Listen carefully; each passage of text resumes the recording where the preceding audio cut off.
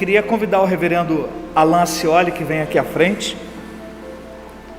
Reverendo Alan também é nosso colega da época de seminário lá no Simon, onde ele se formou em teologia. Ele é formado, graduado também em farmácia e é doutorando em ministério, né, pelo Centro Presbiteriano Andrew Jumper, lá em São Paulo. Sem mais delongas, eu vou convidar o presbítero Valdeci, que vem aqui à frente. O presbítero Valdeci vai orar pela vida do reverendo Alan. Tanto a ele quanto ao reverendo Flávio, a gente agradece pela presença conosco nesta manhã. Oremos, irmãos. Pai amado, Pai santo, damos-te graça porque Tu colocaste, Pai, no coração a vontade, o desejo de subir à Tua casa, Pai, para aprender um pouco mais, escutar sobre Ti, Pai, para que nós possamos estar, Pai, sendo municiados, Pai, sendo alimentados com a Tua palavra e com isso, Pai, desenvolver não somente o nosso intelectual, Pai, desenvolver as nossas convicções, Pai, voltar os nossos olhos, os nossos corações a Ti, mas principalmente, Pai, que isso possa estar promovendo o crescimento espiritual para as nossas vidas, Pai. Te pedimos em especial agora, Pai, pelo pastor Alan, que o Senhor possa estar colocando tudo na sua boca, aquilo que anteriormente o Senhor tem colocado nos seus corações. E mais uma vez, Pai, nós te pedimos que o Senhor possa estar voltando os nossos corações, as nossas mentes agora, Pai, para a palestra, que o teu ensinamento, Pai, crie raiz e frutos, Pai, no nosso coração, e que nós possamos sair daqui, Pai, transformado, Pai, pela tua palavra, pelo teu conhecimento, e a partir daí, Pai, levar essa novidade a toda qualquer pessoa que tu colocares em nosso caminho. Esse é o nosso desejo, Pai, e fazemos isso no nome de Jesus Cristo, nosso Senhor e Salvador. Amém.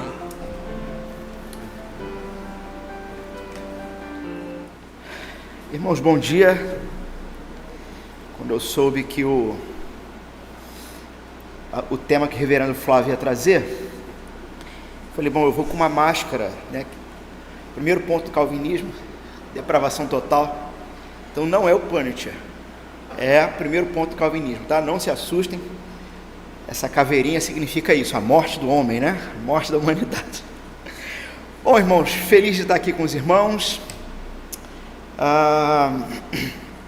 Quando o pastor Flávio falou comigo, falou do projeto, eu gostei demais da ideia. Obrigado. Ainda mais quando ele disse, não, você pode falar o que você quiser. Eu falei, você pode contar piada, né? Não, piada não. O que não significa que a gente não precisa ter uma vida leve, né? E alegre na fé cristã. Então, eu sugeri esse tema, vida centrada no Evangelho. É um tema que eu venho tratando já com alguns irmãos. Eu acabei, né, não falando ministerialmente o que eu estou fazendo. Eu estou plantando uma igreja, né, lá em Nova Iguaçu, no coração de Nova Iguaçu, né? E, enfim, quando a gente está plantando, ora, não há nada que seja de maior importância, não só numa plantação, mas para toda a vida cristã, mas é o ponto do próprio Evangelho, né? O ponto, a questão do Evangelho. E na plantação, eu comecei a ter algumas experiências muito interessantes com irmãos que estão chegando e alguns não cristãos também que estão se aproximando, que é, no caso desses irmãos, né, a sua relação com o Evangelho, o significado do Evangelho, e o que eu percebo que é mais difícil, e aí eu não sei se essa é também a realidade, talvez de um ou outro aqui, mas irmãos, não se espantem, eu também mudei muita coisa na minha maneira de ver alguns pontos da própria vida, quando eu percebi que eu tinha grande dificuldade de conectar o Evangelho com a vida, sabe?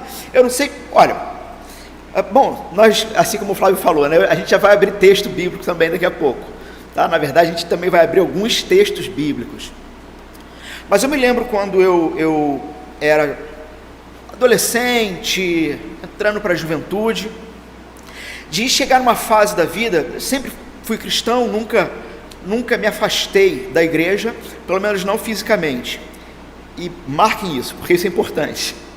Pelo menos não fisicamente. Fisicamente eu nunca me afastei da igreja, tá? Embora tenha vivido minha adolescência e início da juventude, talvez um pouco menos compromissado ou comprometido. Aí, não sei qual é a conjugação do verbo, mas eu já dei as duas opções. Escolha uma, né? E viva la revolução, né? Cada um escolhe o jeito que quer falar, tudo bem. Então, eu me lembro de, na minha juventude, me pegar pensando em vários momentos, quando eu comecei a querer ser de fato um cristão mais sério, eu comecei a me perceber o seguinte: parece que eu estou estagnado, parece que minha vida, ela parou, parece que eu não estou crescendo na fé. O que está acontecendo? E por mais que eu fizesse, por mais que eu me envolvesse, vira e mexe, bastava, por exemplo, não sei se você já passou por isso, creio que a maioria aqui, acredito eu, já deva ter participado de um retiro, né, ou um encontro assim, uma saída, e pelo menos comigo, na minha juventude, era assim: eu estou ficando meio fraco na fé, sabe, eu estou meio desanimado, eu estou meio cansado. Pastor, a gente tem que fazer um retiro, a gente precisa fazer um retiro, a gente precisa fazer alguma coisa, porque os nossos jovens, os nossos adolescentes, eles, pastor, olha só, nem que seja quinzenalmente aos sábados, a gente tem que criar alguma coisa para manter eles aqui, pelo menos para eles não irem fazer coisas fora da igreja, mas aqui dentro. Enfim, eu vivi muito isso, até que eu comecei a me perguntar, isso já agora, talvez há poucos anos atrás, eu acho que nem no seminário eu tinha tanta percepção disso que eu estou falando. Eu comecei a perceber o seguinte: afinal de contas, o que me fez, o que te faz ser um cristão? Por que você frequenta um lugar como esse? E por que você tem um compromisso dominicalmente, sabe? No mínimo, né? Hoje é sábado, mas no mínimo, aos domingos, nós frequentamos um ambiente de culto, com canções, com leitura bíblica, com oração. Por que eu faço isso? Como que eu entrei nesse mundo, nesse novo mundo, né? Nessa maneira de conduzir a vida? Isso foi uma pergunta que eu me fiz. E uma segunda pergunta foi a seguinte: ok, e o que me mantém aqui? Você tem resposta para essas perguntas? O que te faz ser cristão? Entendendo que essa pergunta, o que te faz ser cristão, a gente também poderia botar assim, barra ou sinônimo de, o que te faz de fato, ser um novo cidadão dos céus, do reino de Deus. Então entenda que quando eu coloco aqui ser cristão, eu não estou brincando com o termo, eu estou falando de conversão de fato, tá? E conversão de fato significa receber uma espécie de green card, né? Um passaporte carimbado, né? E o que diz lá no carimbo do passaporte? Justificado, tornado justo. Então você recebe um diploma, um passaporte. O que te faz receber esse passaporte para o reino de Deus? E aí, como nós não somos salvos e instantaneamente morremos, eu sei que pode parecer mórbido, mas talvez fosse até melhor. Sabe? Recebe o green card celestial, recebe o passaporte justificado, dá um ataque fulminante cardíaco, você nem sente nada e está no reino. Mas não é isso que acontece. Existe uma razão de ser para a gente continuar. Por que a gente não vai de uma vez? Mas enquanto nós estamos nos trilhos da caminhada para ir, o que te mantém ali? O que te mantém ali? Irmãos, vamos abrir comigo, a gente vai ler, nós vamos abrir 2 textos de início, nós vamos conversar um pouco, e aí eu peço também que o Flávio me ajude a controlar o horário, tá bom? Nós vamos conversar um pouco, e depois vamos abrir mais 1 ou 2 textos, tá legal? O primeiro texto se encontra em Romanos, capítulo 1,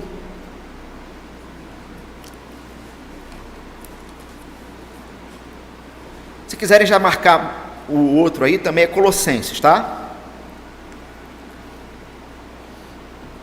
Romanos capítulo 1, versos 16 e 17.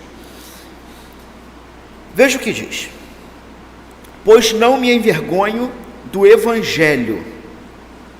Apóstolo Paulo dizendo, então, pois não me envergonho do Evangelho. Aqui, só para puxar um gancho, né? Ele não diz que não se envergonha dos evangélicos, né? Ele não se envergonha do Evangelho. O Evangelho não causa vergonha de maneira alguma. Bom, vamos em frente. Porque é o poder de Deus para a salvação de todo aquele que crê. Primeiro do judeu e também do grego. Ou seja, primeiro daquele primeiro povo do qual saiu Jesus, né? Os judeus, a nação de Israel. E quando ele fala do grego, ele quer dizer de todos os gentios, de todos os outros povos.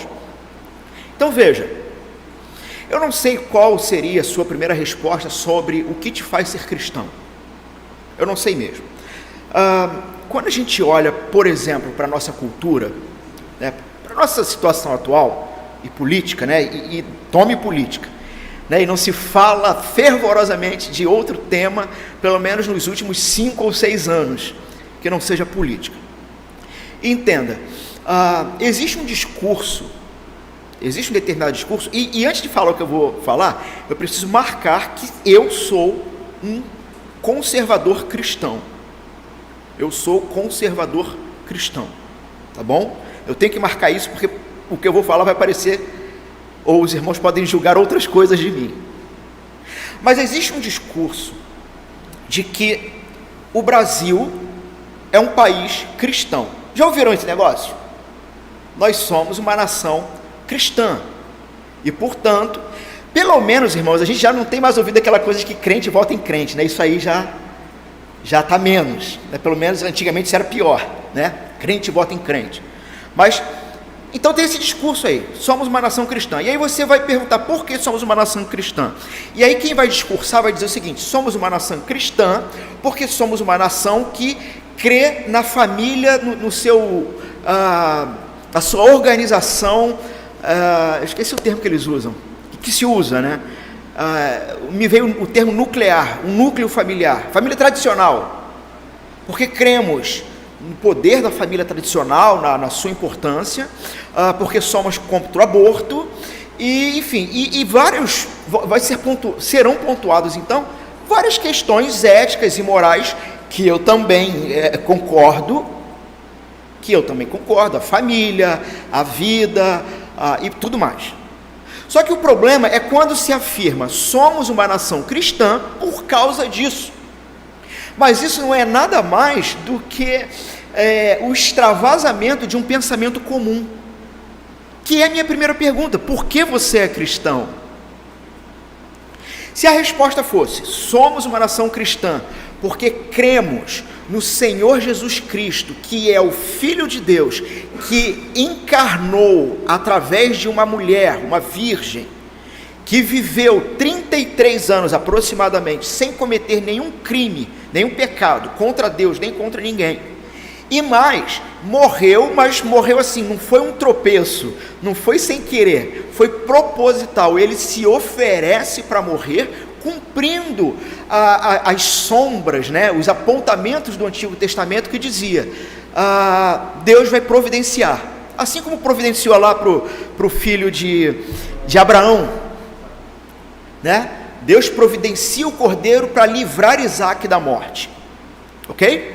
Então, se essa fosse a resposta, cremos nesse Senhor Jesus Cristo, que é Deus, assim, assim, assim, e que Ele morre substituindo o seu povo, e o Pai que se agrada desse sacrifício. E tem uma frase do John Piper que é espetacular, né? Algo mais ou menos assim: o escândalo do Evangelho é o fato de que nós somos salvos através de um assassinato planejado, onde o Pai, antes da fundação do mundo, planejou assassinar o seu filho. Mas por que o termo, inclusive, tão pesado, assassinar? Porque ele era completamente inocente e se colocou de forma completamente indefesa. Então sim, é um assassinato. É um assassinato. E o escândalo da fé cristã é que a gente acredita nisso. É claro que eu espero que vocês acreditem nisso.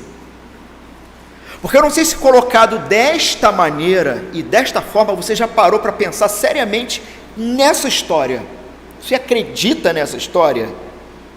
E o pai, então, que se agradou do sacrifício feito, ressuscita o seu filho.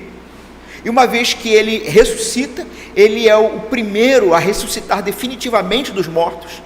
Lázaro ressuscitou, mas morreu depois. Mas Jesus não. E ele vai dizer, olha, agora aquele que crer em mim, que crer no que foi feito, que entregar a Deus por fé o que foi feito, este não morrerá, mas viverá para sempre. E aí, se os nossos políticos, ou infelizmente até mesmo cristãos, e aí sejam eles quais forem, inclusive os católicos, que também consideramos como cristãos, se todos esses dissessem, somos uma nação cristã por causa de Jesus, e porque cremos nisso tudo, beleza, eu fechava. Somos uma nação cristã por isso. Mas não é isso que faz de alguém um cristão, a moralidade ou a ética. Não é o fato de ser contra o aborto e a favor da família que faz de nós cristãos. Não é isso. Não é isso. Bom, se não é isso então, e a gente lembra daquilo que Jesus disse como última ordem dele para o povo. Olha, toda autoridade me foi dada, lá no finalzinho de Mateus, portanto, como eu tenho toda autoridade dentro do reino de Israel e agora fora do reino de Israel, eu tenho autoridade agora sobre toda a existência, porque cumpriu o sacrifício necessário, agora vocês vão e façam discípulos. Mas como? Volta a pergunta, como você se tornou cristão? Ora, se é o Evangelho, como o apóstolo Paulo coloca aqui, verso 16, se é o Evangelho que é o poder de Deus para a transformação daquele que crê, eu te pergunto uma coisa, qual é a coisa mais importante que você tem que saber para a sua vida? Qual é a coisa mais importante que você tem que se deter diariamente, não só em estudo pessoal, porque sabe aquele negócio? A gente tem que pregar o Evangelho. Legal, e o que significa isso? O que significa isso? É ação social? Não, a ação social ela vai abrir, ela vai escancarar portas para isso, mas não é isso. Não é isso. O que é pregar o Evangelho? Se você não consegue, não sabe pregar para você mesmo, ora, como que você vai pregar para outra? Então, uma vida centrada no Evangelho, ela primeiro parte do núcleo, né? Do primeiro pressuposto.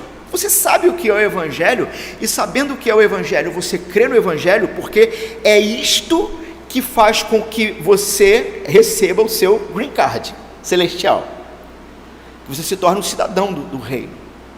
A crença, a fé nessa história que eu acabei de contar. Isso é o poder de Deus. Veja, verso 17, por quê? Por que isso é o poder de Deus? Porque a justiça de Deus se revela no Evangelho. Ou seja, aquilo que Deus deveria ter feito com a humanidade, pensem comigo por um instante, Deus tem alguma obrigação para com o ser humano? O que vocês acham? Absolutamente não. Sabe, eu acho engraçado quando não cristãos olham para Deus, ou levantam os punhos cerrados para o céu e dizem, o Senhor não existe, ou o Senhor é injusto por causa disso, minha vida está assim, assim, assim. Cara, Deus olharia, ou olha, né, para essa humanidade e diz o seguinte, mas eu não tenho compromisso nenhum com vocês, absolutamente, Acho que foi C.S. Lewis que disse o seguinte, que a salvação é o homem dizendo para Deus, Senhor, seja feita a sua vontade. E a perdição eterna é Deus dizendo para o homem, ok, seja feita a sua vontade. Na verdade é uma paráfrase também de Paulo em Romanos, né, em que a ira de Deus já se encontra manifesta, permitindo que o ser humano viva como quer, como queira. Então assim, a justiça de Deus, aquilo que deveria ter sido feito com todos os homens, foi feito com Jesus, em Jesus. E aí, o Flávio citou o texto, amei Jacó e aborreci ou odiei, dependendo da tradução, Esaú. A gente deveria se perguntar, mas como pode um Deus tão amoroso, amar Jacó? Porque Jacó é tão ruim quanto qualquer um de nós, mas é porque ele é gracioso. Deus é gracioso e ele manifesta a justiça que deveria ter sido feita em você por causa do seu pecado, por causa do meu pecado, em Jesus Cristo, num objeto como este, que hoje virou objeto de orgulho nosso, a cruz de Cristo. O que era um objeto de vergonha é o objeto do nosso orgulho. Agora veja, irmãos, vamos comigo lá para Colossenses, capítulo 1. Olha o que diz o texto, a partir do verso 3.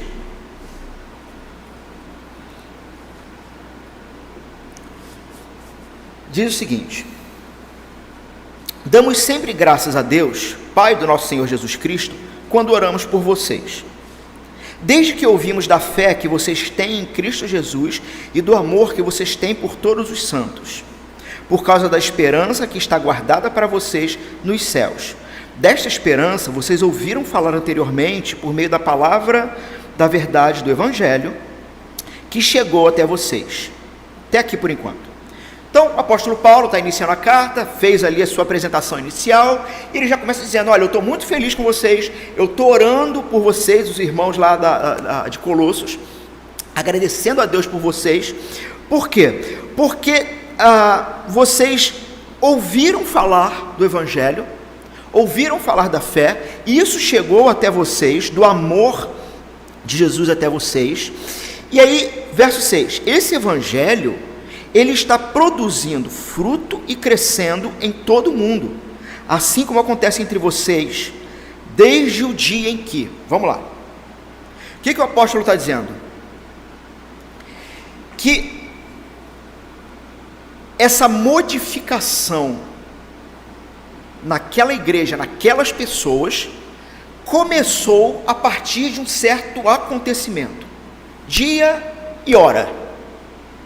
Não tão especificamente, mas essa é a ideia. Depois de um certo acontecimento, o que aconteceu? Eles ouviram alguma coisa. Eles ouviram o Evangelho. Eles ouviram o Evangelho. E a partir do momento que eles ouviram, verso 6, finalzinho, e entenderam o Evangelho da graça de Deus na verdade, é que eles começaram a produzir esse fruto e esse crescimento. Então eles ouviram esse anúncio,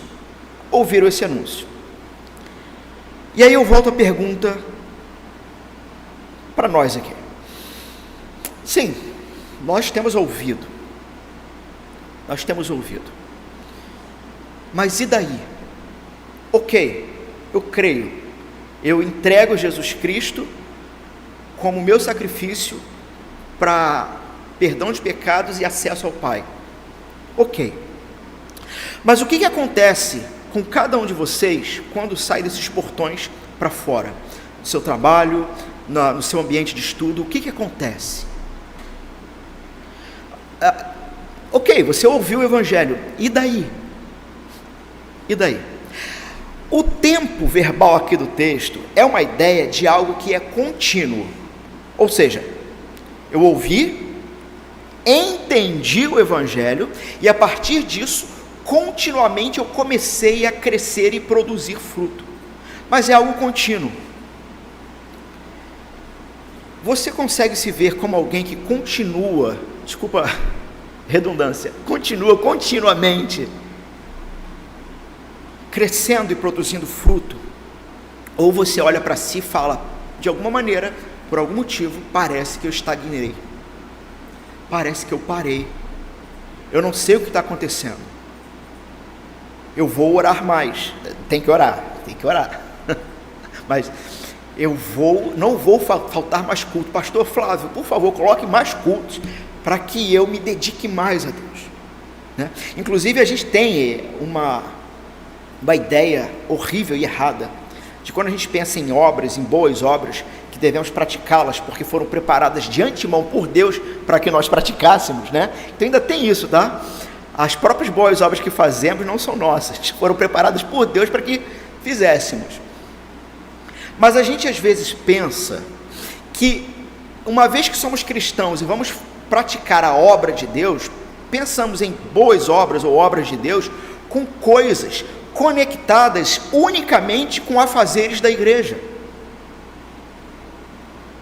Então, eu estou dedicado, meu irmão, firme na fé, aqueles jargões, né? Firme na fé, vaso, varão de Deus, firme na fé. E o cara, firme na fé, não falta um culto. Está batendo na mulher em casa, mas não falta um culto. Ou xinga, né, quando o time toma um gol contra, um negócio, né? Ou defrauda o imposto de renda, não sei. Mas firme na fé. E aí, meu jovem, como é que está? Não, a UPA, o MP, a gente está beleza. Então, nós criamos uma falsa, na verdade uma ideia maligna, tá bom? Vamos ser pontual. Uma ideia maligna de que dedicação ao Senhor é algo que se encontra exclusivamente a afazeres dentro de um sistema religioso. Só que vamos voltar para o green card, tá? Vamos voltar para o diploma, para o cartão de justificado. Justificado, pois, em Cristo, pela fé, temos paz com Deus, tá? E você carrega agora isso para o resto da sua eternidade, tá bom? É com esse cartãozinho que na hora de entrar nos portões do céu, tu vai passar ali Fé Card, né? Cristo Card, não sei, Evangelho Card, tu vai passar isso aí, é esse cartão, justificado. Aí o portão abre, bom? Só que, antes disso acontecer, assim como era aqui em Colossenses, antes do entendimento do Evangelho, você pertencia ao império das trevas. Ô pastor, mas está pesado. Não, olha, apóstolo João, apóstolo amado, né? O apóstolo amoroso, do amor, aquele sujeito mais... eu acho muito legal que foi João que escreveu isso, né? Lá em uma das suas cartas ele vai dizer o seguinte, olha, eu vou parafrasear, não existe em cima do muro, o cara está de um lado do muro, Deus e o Satanás, o cara está em cima do muro, o muro é do diabo, não tem. Quem não está com o seu cartão, Jesus Cristo me justificou, pertence ao maligno. Tanto é que tem até aquele negócio assim, mas pastor, e essa turma que faz pacto com o diabo para vender a alma? Cara, não tem pacto, a alma já é dele. Não tem esse negócio de o cara fez pacto, né? Bobagem. Se não houver fé e arrependimento, está perdido, não tem jeito. Muito bem. Então o sujeito antes, ele era do império das trevas, né? O cara vive, sei lá, 30, 20, 40 anos nas práticas do império das trevas, fazendo as vontades do seu pai, a saber, Satanás. A partir do momento em que a fé em Jesus Cristo brota no seu coração, lembrando-se novamente, fé não vem de vós, mas é dom de Deus. A partir do momento em que essa fé brota, como uma pequena semente, uma pequena planta, ela vai precisar começar a se desenvolver. Aonde? Entre os irmãos, entre o ambiente dos irmãos. Por isso que os desigrejados também estão completamente perdidos, fora de esquadro. Então, uma vez que essa fé em Jesus Cristo é plantada pelo próprio Deus, ela vai agora, com a ajuda dos outros irmãos, ser discipulada para crescimento. Ok? Muito bem. Só que, uma vez que você crê em Jesus, então você já entrou no reino dos céus. O reino já se encontra presente. Jesus, quando vem, ele começa a deixar isso muito claro. Vocês têm que começar a ver, vocês podem ver textos assim, por exemplo, de expulsão de demônios, de curas que Jesus faz e tudo mais. Como que a luz, né, e a gente já está na época do advento, né? Amanhã é o segundo domingo do advento. A luz chega, o reino de Deus chega, e é como que uma luz ela vai se espalhando. Pensa num canhão de luz, aquilo vai se espalhando, e o que é de podre é revelado, e em Cristo é santificado, ressignificado, e o que em Cristo não subsiste é retirado. Por isso as doenças, os demônios, as lágrimas, tudo em Cristo vai sendo tirado, porque o reino chegou, e aquilo que não cabe no reino vai sendo dissipado. Então, uma vez que você entra no reino, sabe, assim, você estava no reino do Darth Vader, Império das Trevas, e aí você entra no reino da luz, do Senhor Jesus. Uma vez que você entra no reino da luz, tudo, e aí eu não sei se você já pensou dessa maneira, mas absolutamente tudo que você faz, já não o faz dentro do reino das trevas, mas faz dentro do reino do amor. Sabe o que significa? E aí, foi Russell Shedd que falou isso, ou foi John Piper. Bom, a gente pode dizer até que foi Lutero, né? Porque do jeito que a coisa está, a frase é boa. Depois vocês me ajudem aí quem falou isso. É por estarmos dentro do reino do amor que até um copo de suco de laranja precisa ser e é tomado para a glória de Deus. John Piper. Por quê? Porque você já está dentro do reino do amor. O ponto é que você tem plena consciência de que você vai tomar aquele copo de suco de laranja ou de água, e que estando já dentro do reino do amor, aquilo é motivo de glória a Deus. Já pensou nisso? Não é uma questão somente objetiva de olhar para o elemento, para o alimento e agradecer a Deus, mas é agradecer a Deus porque você pode tomar aquilo de fato com gosto, porque você agora tem o gosto da vida, porque em Cristo você recebeu vida. Entendem a diferença? Muito bem, sabe o que significa isso? Significa que se tudo que você vai fazer agora é feito dentro do reino da luz, do reino de Jesus, absolutamente tudo é obra, ou é para a obra do Senhor, para a glória do Senhor. É o seu trabalho, é o seu estudo, é o seu namoro, é o seu casamento, é a maneira como você lida com seus parentes cristãos e não cristãos, é a maneira como você lida com seus vizinhos, até porque tudo tem que refletir o reino, porque o reino está presente. E aí, eu não sei se você já se colocou dentro dessa realidade e dessa responsabilidade, porque eu só me coloquei, acho que dessa maneira tão objetiva, há poucos anos. Nós entramos no seminário em 2010, né? Acho que foi no final do seminário que objetivamente eu comecei a ter clareza sobre isso. De que toda boa obra para o Senhor é feita dentro do reino. Por isso que é uma boa obra. Porque a glória dessa boa obra não é minha, mas é do Senhor, porque o reino é dele, e eu estou dentro do reino dele. E aí percebam comigo o seguinte,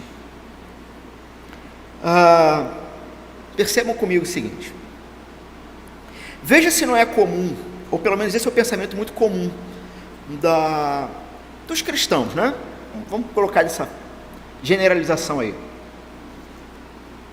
Normalmente, o que se entende? O presbítero até perguntou se eu não ia projetar, eu deveria ter trazido isso que eu vou falar agora. Depois aí é que eu pensei. Imaginem o seguinte, tá bom? Vamos imaginar aqui comigo. Imagine uma linha da vida, tá? O sujeito está caminhando, nasceu morto em delitos e pecados, né? Nasceu com as características do primeiro Adão. Quais são as características? Ou a característica é o ódio a Deus, é o não se importar com Deus, é não querer saber de Deus, tá bom? Inclusive esse é o pecado que tem que ser perdoado, tá bom? O sujeito não vai para o inferno porque está cometendo pecados, ele está cometendo pecados porque ele odeia Deus, e odiando a Deus, inclusive ele odeia os outros. Mas como é que ele odeia? A prova de que ele odeia os outros é que, para ter benefício próprio, ele vai ser capaz de fazer qualquer coisa contra o outro também. Então, quando Jesus, na cruz, ele reconcilia o homem com Deus, é disso que a gente está falando, porque esse que é o problema, tá bom? Só que beleza, o cara está caminhando para a vida, e olha só, ele está caminhando e ele vai para o abismo. Só que imagina que então no meio do caminho, no meio da caminhada desse indivíduo, o evangelho é pregado, uma cruz aparece ali. O evangelho é pregado, o seu significado e seu desdobramento, tá bom? E aí, o que nós vemos de maneira geral? Que uma vez que o evangelho é pregado, aí você tem que imaginar agora esse gráfico o seguinte, era uma linha reta, não era? Uma linha reta? Agora imagine escadinhas, tá? Escadas. Lá em cima está Deus. E o que são essas escadas, esses degraus? Bom, agora eu tenho que ir para a igreja, eu tenho que ser fiel em dízimos e ofertas, eu tenho que parar de xingar, porque antes eu xingava, não era crente, tem que parar de xingar, né? Não posso mais trair a esposa ou o marido, e enfim, você vai cumprir, tenho que subir os montes, né? Orar, jejuar, fazer todo aquele processo, e que isso fique claro, em si, esses exemplos que eu dei, é isso mesmo, mas entendam o ponto, na escalada dos degraus, lá em cima eu vou encontrar Deus, e se eu vacilar em algum desses itens, é como se eu descesse alguns degraus, sabe, e bom, vamos embora, vamos continuar. Nesse sentido, Jesus Cristo e o Evangelho, ele se torna a porta de entrada para a fé, e agora é contigo, se você vai chegar lá ou não, na verdade seu cartão de justificado está só lá no final mesmo, está no final, ou seja, a vida no reino só vai começar lá, porque aqui tu ainda está batalhando para conquistar ali o amor de Deus, né? Só que isso não é o Evangelho, isso é qualquer outra coisa, menos o Evangelho. O melhor gráfico para o Evangelho, mas de maneira simples, é o seguinte, imagine de novo a linha reta, a linha da vida, né? A cruz surge ali, em algum momento, o Evangelho é pregado, o Evangelho é entendido, e agora, a partir do Evangelho, você não tem um degrau, sabe o que acontece? Imagine aqui dois vetores, tá? Duas retas, duas setas, uma para cima, outra para baixo. Isso aqui acontece porque a partir da crença no Evangelho, de maneira muito simples o que eu estou falando, você tem uma concepção muito clara, mas muito clara, de que Deus é santo, é o vetor para cima, Deus é santo. Pergunte a um não cristão, Deus é santo? Ele vai titubear, ele não vai dar tanta certeza, e mesmo que ele não dê tanta certeza, você faz a segunda pergunta, você é terrivelmente pecador e miserável? E o cara vai dizer, não, eu não sou tão ruim assim. Porque a segunda seta, primeiro vetor, Deus é santo. O segundo vetor é a percepção da realidade de que eu sou pecador. Então, crer no Evangelho te leva, de maneira simples, a essas duas concepções. Deus é santo e eu sou pecador. E aí, nesse gráfico que a gente está aqui imaginando, ora, um Deus que é santo, ele precisa fazer justiça contra todo crime, contra todo pecado. Concordam comigo? Sim? Nesse vetor, então, o vetor de cima, ele esmagaria o vetor de baixo, correto? Sim? Só que tem um negócio. O que segura as hastes desses vetores é a cruz. A cruz segura a realidade de que Deus é santo, mas se relaciona com o ser humano pecador, porque a cruz está no meio, segurando as hastes. E o que significa então crescer no Evangelho, frutificar no Evangelho, ter uma vida sendo vivida centrada no Evangelho? Significa que a partir da realidade desse gráfico que a gente imaginou aqui, não é que Deus vai ficando mais santo e você vai ficando mais pecador, é você que vai tendo a percepção de que Ele é mais santo do que você imaginava, e que você é pior do que você imaginava. Não sei se alguém aqui tem alguma dúvida sobre o seu coração corrupto e enganoso, quem o conhecerá, não sei se alguém tem alguma dúvida, mas eu vou usar um exemplo fantástico aqui do Paul Washer. É tanto tempo que a gente não ouve falar dele, né? Mas ele dá um exemplo fantástico do seguinte: imagina aqui nesse telão que vai ser passado, não os pecados que você cometeu nos últimos anos, nos últimos meses, ou aquilo que você fez ontem, e nem o que você fez hoje. Imagina que vai ser passado nesse telão tudo que passou pela sua cabeça nas últimas 4 horas, tudo que você imaginou, tudo que você pensou quando olhou para um irmão, para uma irmã, para uma situação na rua, para um objeto, para qualquer coisa, o que se passou no seu coração. Se isso fosse projetado nessa tela, o que você pensou da sua mãe, o que você pensou sobre determinada atitude do seu filho, teu neto, não sei. Se isso fosse projetado nessa tela, nós coraríamos de vergonha, sairíamos correndo e nunca mais voltaríamos, porque o nosso coração é extremamente corrupto e mau, e quando nós pecamos, cometemos de fato atos pecaminosos, é apenas um vazamento, vazou, assim, tu não conseguiu segurar, vazou, o problema não está no que você faz, necessariamente, o problema está na fonte, né? O problema está na fonte. Muito bem.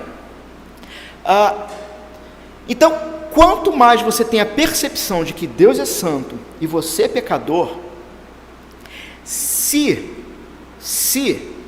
o Evangelho não crescer junto, e aí entendam o gráfico mesmo, poxa, eu deveria ter feito o gráfico para projetar aqui, entendam o gráfico, o Evangelho como símbolo da cruz, o vetor ele começa pequenininho, então você tem uma cruz pequena aqui, mas quanto mais isso cresce, essa cruz ela tem que aumentar de tamanho, acompanhando isso. E isso é viver a partir do Evangelho. Só que nós temos um sério problema. Quanto tempo a gente tem ainda? 15? Tá. Nós temos, me avisa faltando assim uns 5. Nós temos um sério problema. Qual é o sério problema? É que quando... Não, vamos lá. Vamos para o último texto? 2 Pedro, vamos comigo para lá. Lá para o finalzinho, você tem lá... vai lá para Apocalipse, aí você vai voltar. João e Pedro. Segunda carta de Pedro. Todos acharam? Eu vou ler aqui do capítulo 1, a partir do verso 3. Veja o que Pedro vai dizer aqui para a gente. Olha, pelo poder de Deus, nos foram concedidas todas as coisas que conduzem à vida e à piedade. Então Pedro já começa marcando isso. Olha, tudo que é necessário para sermos conduzidos à vida e à piedade já foi dado pelo poder de Deus, já foi concedido pelo poder de Deus. Como? Pelo pleno conhecimento daquele que nos chamou para a sua própria glória e virtude. Próprio Deus, pelo pleno conhecimento dele e de Jesus. Por meio delas, ele nos concedeu as suas preciosas e muito grandes promessas, para que por elas vocês se tornem coparticipantes da natureza divina. Olha só, por meio de tudo que já foi dado pelo próprio Deus, através disso, nós vamos nos tornando participantes, coparticipantes, participantes iguais da natureza de Jesus, da natureza divina, tendo escapado da corrupção das paixões que há no mundo, ou seja, saímos do império das trevas. Por causa disso, e aí vai começar aqui as recomendações. Por causa disso, concentrando todos os seus esforços, ou seja, deixa eu pontuar aqui duas coisas que são importantes, tá? Muitos cristãos são infelizes porque confundem justificação com santificação. Justificação é o ser tornado justo, é um ato exclusivo de Deus. Deus nos torna justos, e nós não fazemos absolutamente nada para isso, nada. Ele nos torna justos, justificados. Não há nota de lei contra nós, ok? E aí alguém vai dizer, não, mas eu tenho que ter fé, mas fé também é dom de Deus. Inclusive aquela pergunta do Flávio, né? Mas se Deus elege, por que a gente tem que pregar? Porque Jesus mandou. É claro que tem todos os desdobramentos bíblicos, mas basicamente, Jesus mandou pregar, então tem que pregar, tem que obedecer. Então, Deus torna justo. Jesus nos torna justos. Jesus nos coloca dentro do reino. A santificação é um ato, é uma via de parceria, aonde nós, por termos todas as condições necessárias, temos agora espiritualmente a liberdade para exercer aquilo que Deus quer de nós, que é essa vida encaminhada de justiça ou de santidade, ok? Então por isso que Pedro está dizendo, olha, verso 5, concentrando todos os seus esforços, e é muito legal o que ele vai dizer agora, acrescentem a fé. Opa! Porque fé você já tem. Fé para isso você já tem. Quem deu? Deus. Então vocês vão acrescentar a isso que ele já te deu. O quê? E vocês vão labutar, trabalhar para isso. Acrescentem a fé que vocês têm. A virtude. Virtude aqui é pureza. Pureza, uma vida digna, uma vida... Virtude, a virtude, o conhecimento, ao conhecimento, o domínio próprio, ao domínio próprio, a perseverança, a piedade, a fraternidade, que é o amor entre irmãos, e a fraternidade, o amor. E veja que tudo vai culminar no amor, ok? Por quê? Por que nós precisamos lutar para acrescentar à fé o que está sendo dito? Essas qualidades, estando presentes e aumentando cada vez mais, farão com que vocês não sejam inativos e nem infrutíferos. Olha o problema que Pedro nos arrumou. Porque volta àquela pergunta inicial. Você sente que a sua fé continua progredindo dia a dia? Você sente que a sua vida em Cristo continua acontecendo? Ou não? Ou não? Nessa relação que Pedro dá do verso 5 ao 7, como você se encontra dentro dessa relação de afazeres aqui? Irmãos, vamos ser honestos aqui uns com os outros? Olha só, é difícil. Vai dizer que não. É difícil. É difícil. Não é fácil. Só que é possível. No entanto, o que ele está dizendo é que você se torna ativo e inoperante se essas coisas não estiverem acontecendo. E aí você pergunta, então eu estou perdido. Só que Pedro vai, na verdade, dar o checkmate no verso 9. Olha o que diz. Pois aquele que não tem estas coisas é cego, vendo só o que está perto, e se esqueceu da purificação dos seus antigos pecados. Irmãos, sabe o que Pedro está dizendo e que tem relação com esse tema, uma vida centrada no Evangelho? Pedro está dizendo que a gente pode estagnar na fé, parar, se tornar infrutífero, se tornar inativo, não é porque deixamos de fazer coisas, e coisas boas, certas, justas. Não é o fazer que nos coloca em constante progresso. Ele está dizendo que quem não pratica essas coisas é porque esqueceu uma outra coisa. Esqueceu, finalzinho do verso 9, a purificação dos seus antigos pecados. Sabe o que ele está dizendo?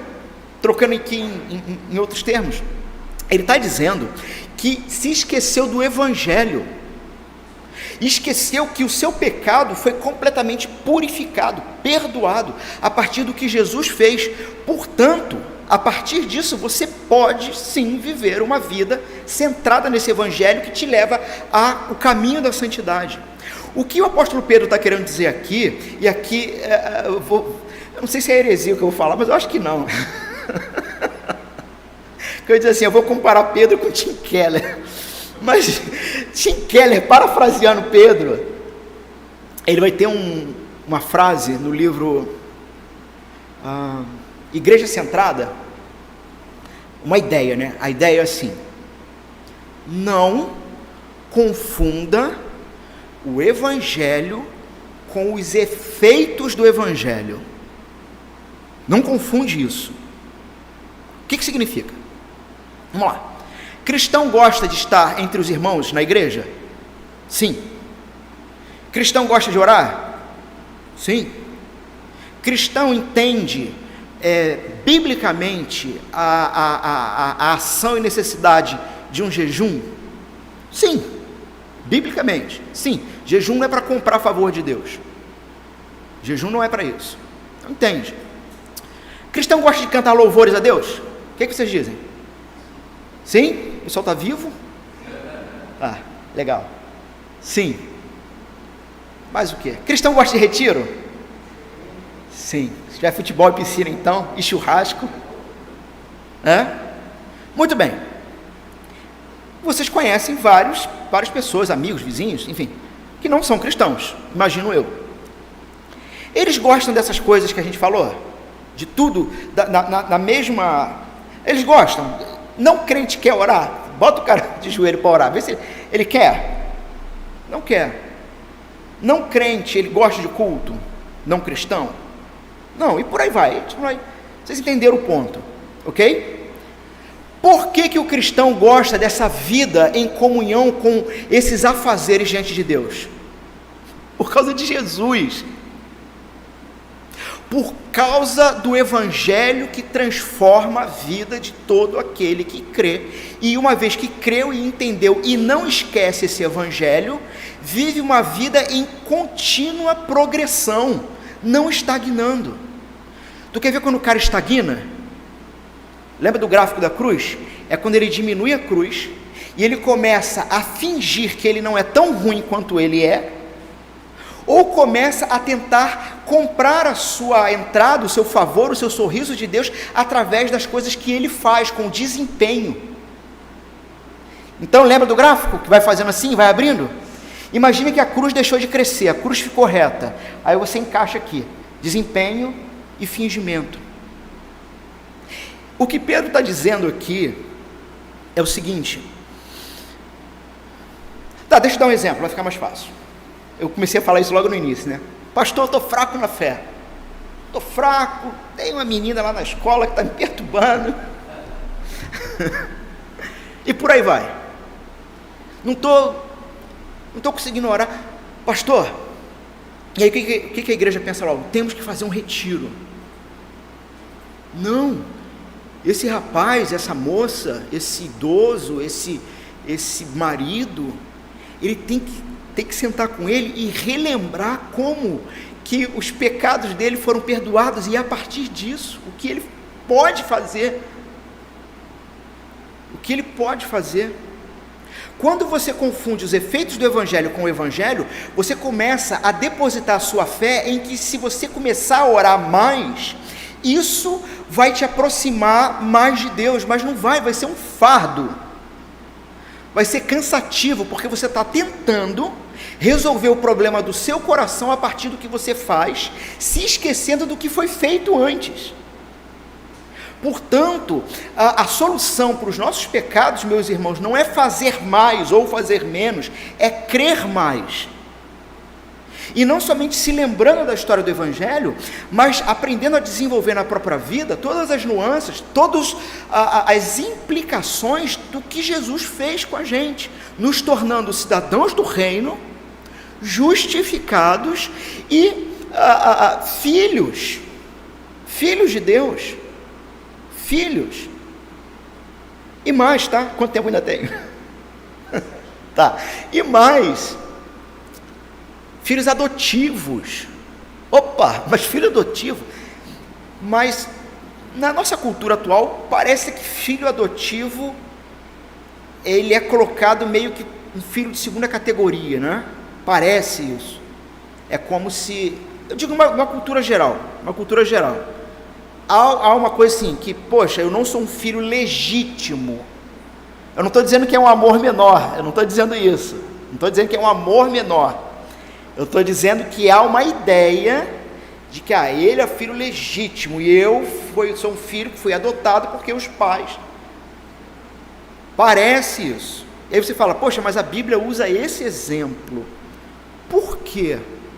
Ora, porque na cultura romana, e Deus vai usar esse gancho para que a gente entenda o que ele está fazendo, o filho adotivo, ele tinha muito mais valor do que o filho legítimo. Dentre tantas explicações que eu poderia dar, eu vou tentar ser bem. Irmãos, não havia preservativo e não havia anticoncepcional. E eles não praticavam aborto. Uma criança, ela não era planejada. Necessariamente. Não havia como planejar isso. Uma criança podia nascer.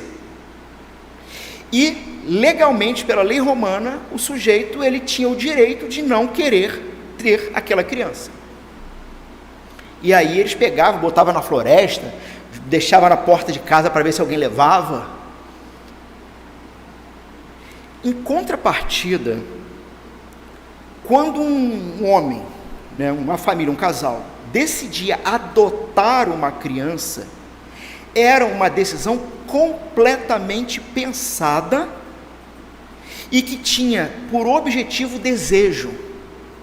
Uma criança adotada é uma criança completamente desejada. Veja, por exemplo, que os imperadores, todos eles, se não todos, mas eu acho que a maioria, são filhos adotivos. Nenhum é filho de linhagem, porque o filho adotivo, ele tem mais valor.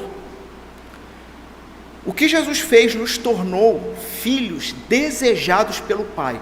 O Pai não tinha obrigação alguma de nos tirar do império das trevas, mas Ele desejou fazer isso. Ora, e como que eu vivo uma vida diferente dessa realidade então? O que eu faço e como eu vivo a partir do Evangelho?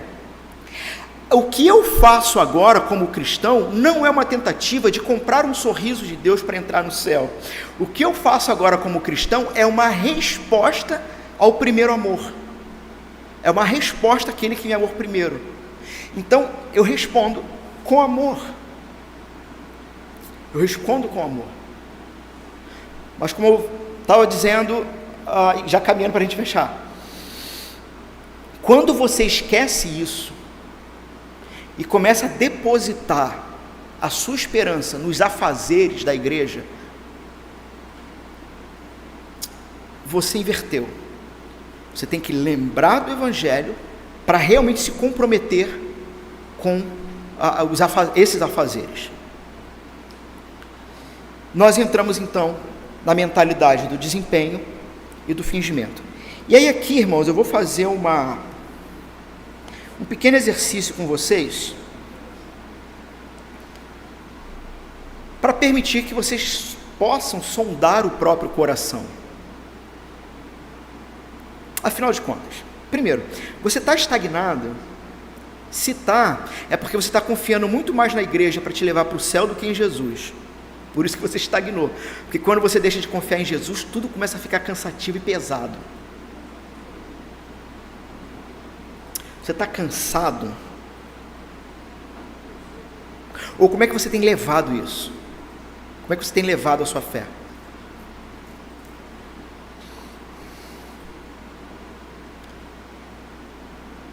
Gostaria que você pensasse por um instante e respondesse para você mesmo: do que eu dependo para ter um senso de credibilidade? Do que eu dependo para ter um senso de valor pessoal? Do que eu dependo para ter um senso de que posso andar de cabeça erguida, sabe? No meu bairro, posso entrar na igreja de cabeça erguida. Por quê? Não sei se vocês já se fizeram essa pergunta, alguém já fez, mas por quê? O que te faz sentir suficientemente bom ou melhor em relação a outras pessoas? Será que é o fato de você ter um diploma, sei lá, curso técnico, curso universitário, segundo grau, não sei, é um diploma? Meu inglês é muito ruim, eu acho que se eu falasse inglês seria isso, assim, seria uma das coisas, né? Eu falo inglês, sabe? Eu entraria assim numa convenção, sabe quando a gente vai em conferência que tem aquele preletor americano, e aí você faz questão de rir da piada antes do tradutor traduzir, para todo mundo ver que tu entendeu? O que te faz ter um senso pessoal de dignidade? Sou digno. Não sei. É o fato de que você nunca traiu o esposo ou marido, ou nunca foi traído? Olha, nunca minha esposa ou meu marido, né? E aí tá lá, de repente, aquela irmãzinha ou aquele irmãozinho que passou por essa situação e tu passa olhando para ele de cima, né?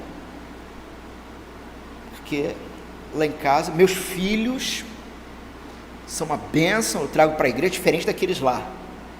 Só traz quando tem uma festinha. O que te dá senso de valor e dignidade? Se a sua resposta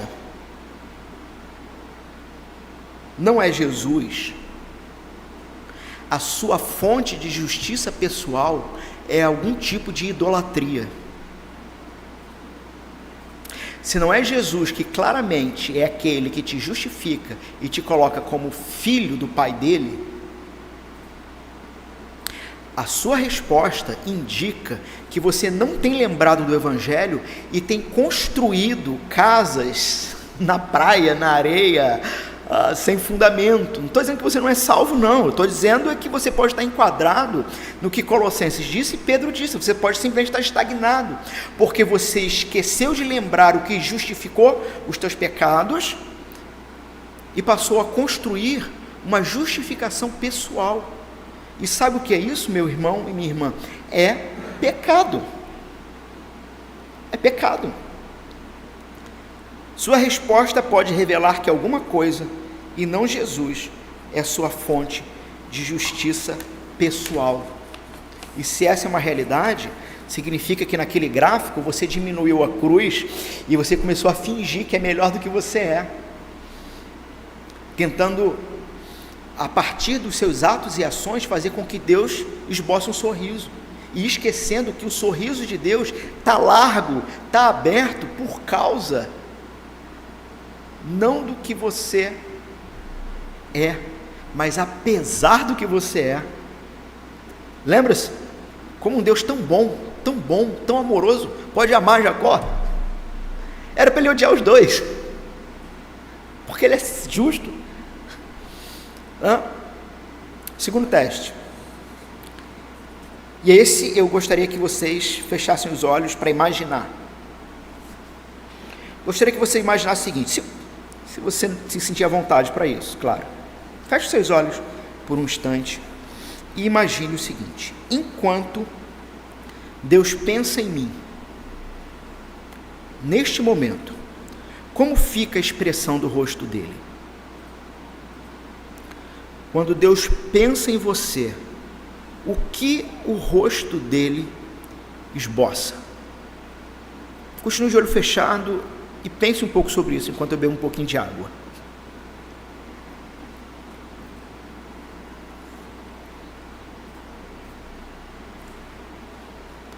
Qual retrato vem à sua mente?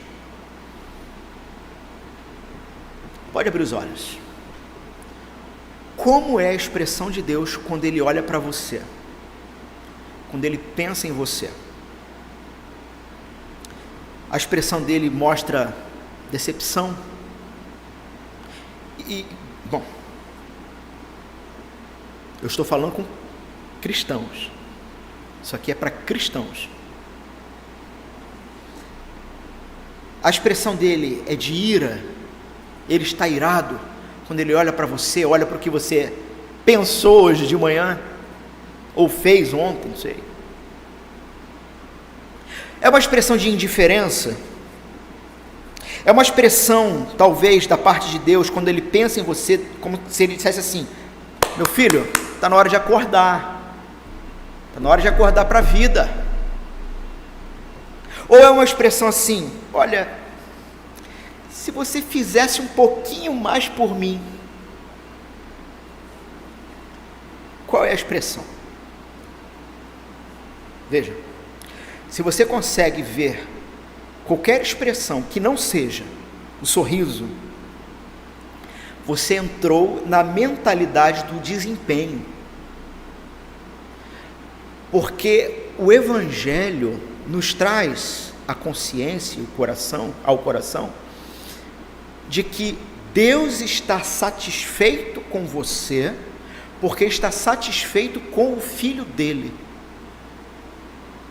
E estando escondido no Filho dele, todos os teus pecados, passado, presente e futuros, estão perdoados. Você se encontra agora amado pelo Pai, no reino de justiça, e nada, absolutamente nada, depõe contra você ou pode te afastar desse amor.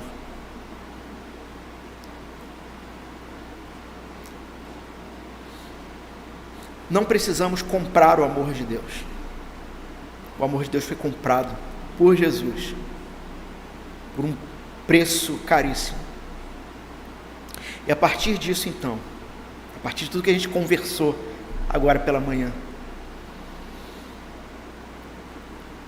a partir da certeza de que o Senhor, antes da fundação do mundo, nos olhou e nos desejou como filhos, que vivamos uma vida em constante crescimento no Evangelho, lembrando que Jesus Cristo não é somente a entrada para o reino, mas Ele é todo o reino. Ele é todo o reino. O que faz de mim um cristão? Jesus. E o que me mantém um cristão? Jesus. E só Jesus. Vamos orar? Pai Santo, nós somos gratos pela Tua Palavra, somos gratos por trazer à nossa memória nossa realidade. Somos pequenos, somos frágeis, ainda somos tentados, ainda cometemos pecados, mas é exatamente por causa dessa realidade e porque o Senhor nos amou na eternidade, que o sofrimento de Jesus foi brutal, que a necessidade do sacrifício foi brutal, porque nós não merecemos. É por isso que foi tão violento, Senhor.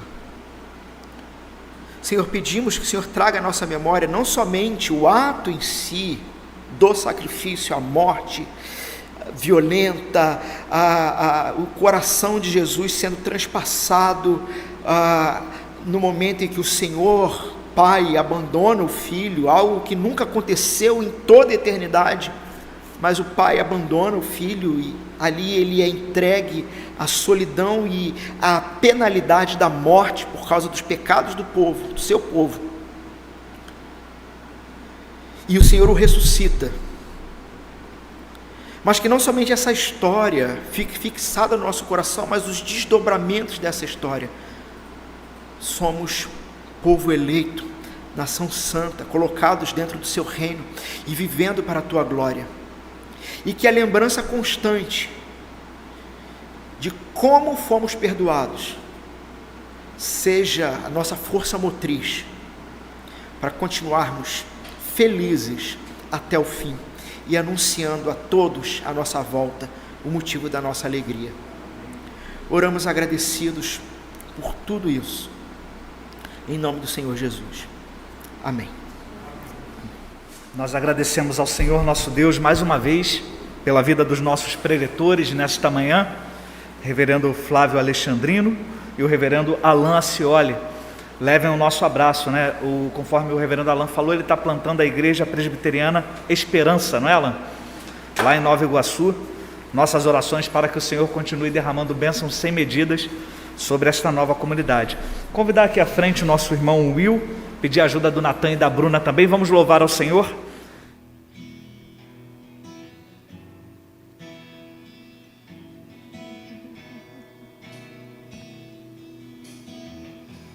Esse Deus é grandioso, amoroso. Não há Deus maior, não há Deus melhor,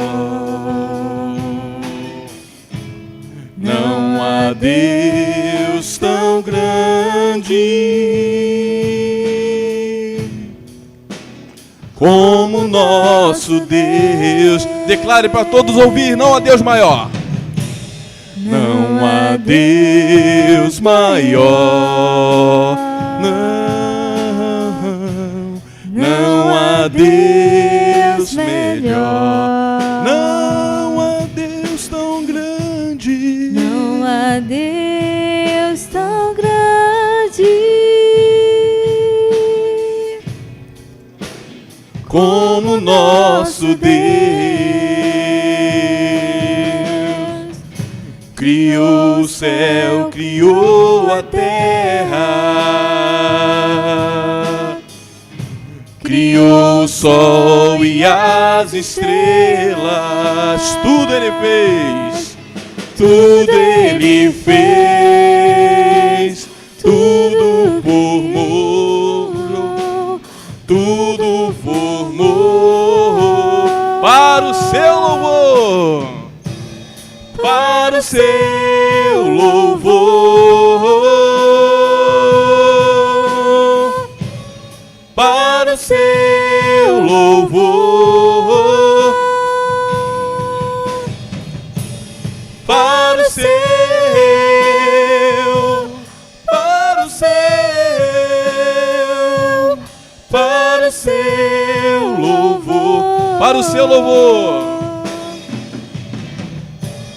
para o seu louvor, para o seu louvor, para o seu louvor, para o seu louvor, para o seu,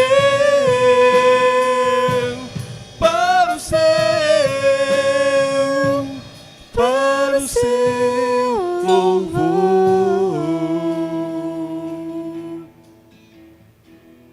Amém, meu irmão. Que Deus abençoe ricamente a sua vida.